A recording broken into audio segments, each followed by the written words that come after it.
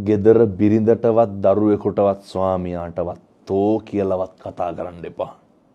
නිකමටවත් ගෙදරක කුණුහරුපයක් කියන්න එපා. වරදින්න පුළුවන්. අතපසු වීම වෙන්න පුළුවන්. අමතක වෙන්න පුළුවන්.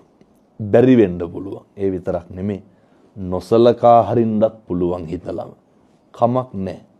අසත්පුරුෂයෙක් නම් වෙන්න එපා. අනේකගේ තියෙන කැතකමට අනේකගේ තියෙන අසත්පුරුෂකමට අපේ තියෙන manussකම නැති කරගන්න එපා. අනියන් සම්බන්ධතා මේක ගැනත් මම මෙහෙමම කියන්න. ඒ කියන්නේ අර තමන්ගේ බිරිඳ ඉන්නකොට වෙන බිරිඳක් ගාවට යන එක, තමන්ගේ ස්වාමියා ඉන්නකොට වෙන ස්වාමියෙක් ළඟට යන එක.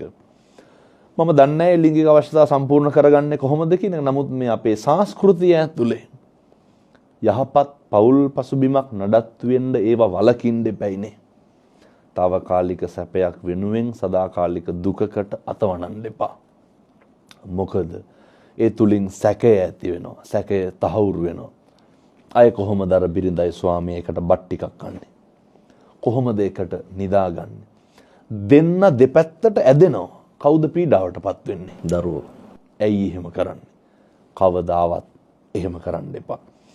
එහෙම නොකර ඉන්න බැරි නම් මම කරන යෝජනාව තමයි කසාද බඳින්න එපා.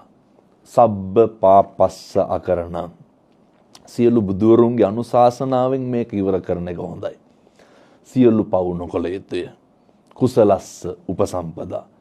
කුසල් පමණක් වැඩි දියුණු කළ යුතුය. ඒ සඳහා අවශ්‍ය ශක්තිය, ධෛර්යය අයියාගේ මේ වැඩසටහන බලන සියලු දෙනාටම ලැබේවා කියලා මම මගේ හදවතින්ම ප්‍රාර්ථනා කරනවා.